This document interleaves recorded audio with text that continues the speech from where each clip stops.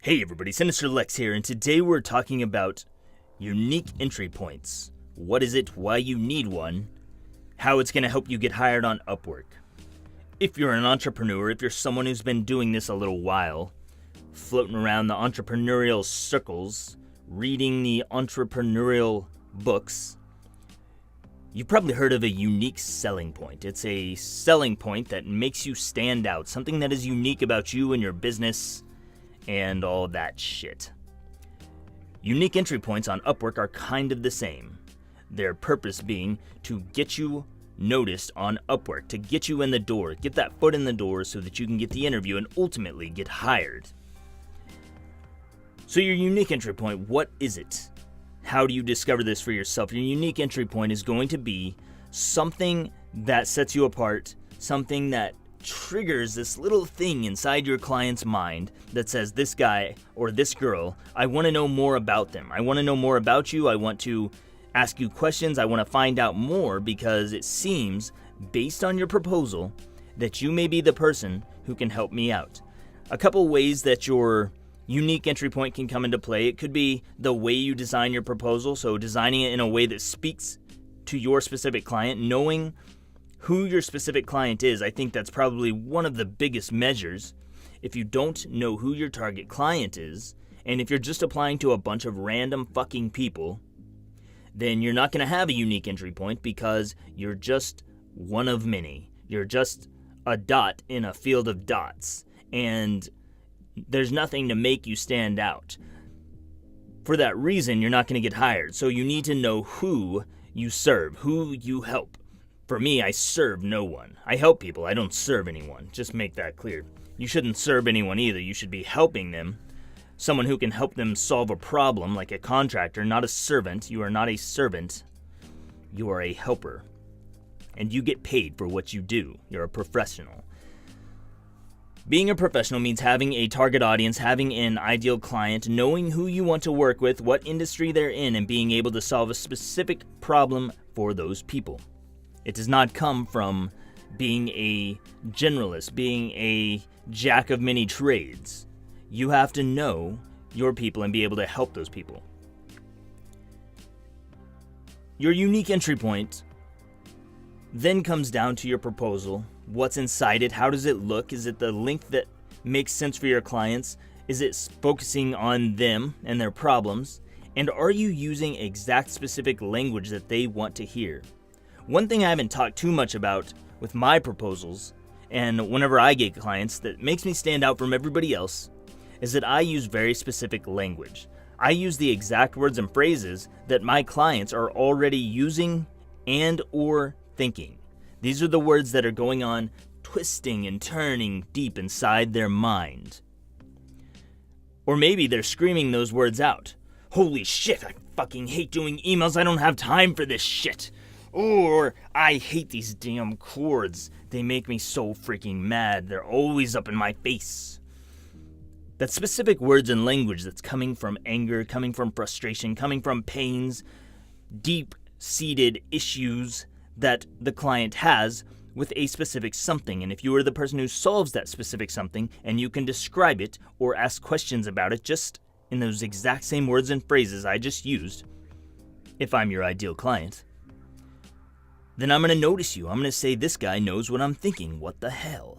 He knows what I'm thinking. He knows my thoughts. He knows my curse words and exactly how I talk about this problem. And he stands out. That's a unique entry point. So it's about how you craft your proposal. It's about the you focus. It's about the exact words and phrases that your exact client uses. Going beyond that, it might be past clients that you've worked with. People you've worked with in the past who you can name drop so that you stand out. This is a unique entry point. They have to be in a relatable field, not just past clients. It's not enough to just have past clients. You need past clients in relatable fields. That's why it's important to have an ideal client and a target market, because within your target market, you have similar ideal clients. You can learn them really well, but you also have proof that you work with people in this field. When I go on Upwork to hire people, I say, okay, what is your experience in this field that I need help with?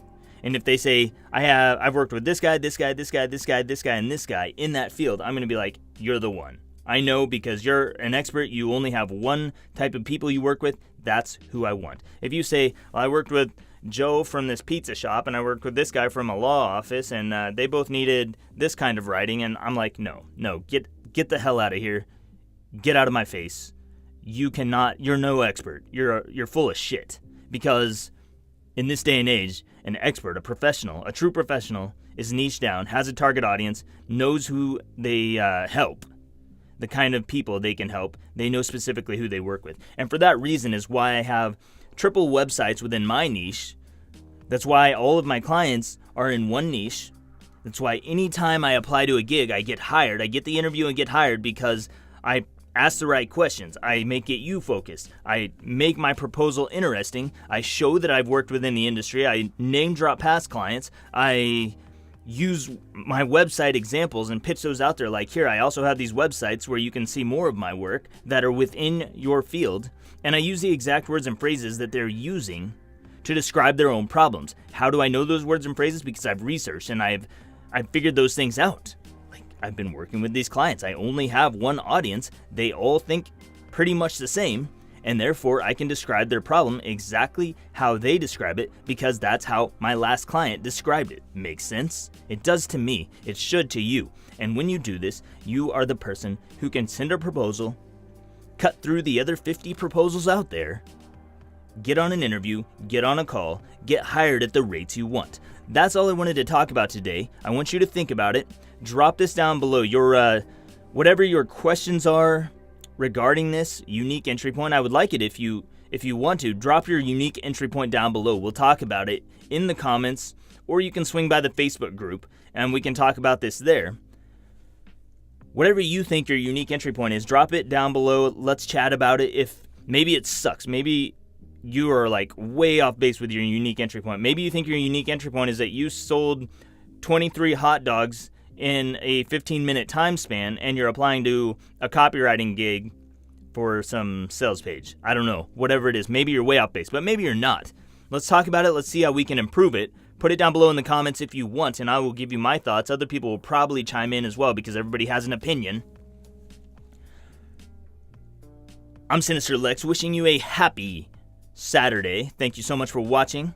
If you liked anything or you want to see more, swing over there somewhere and hit the like button, subscribe. And when you subscribe, if you want notifications from me that I published a new video, you'll have to click the little bell and then click get notifications. Some people were asking about this, like, why am I not getting notifications anymore? I think YouTube changed some shit.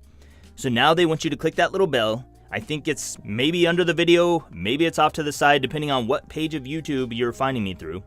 Click that and you'll get my notifications. You'll learn more about Upwork. We'll talk entrepreneurship. I can promise you there are some very new and different topics of discussion coming as we go through this rebranding for my website and my business. Things are about to change. Wishing you well. Hope you enjoy your Saturday. I will see you next time.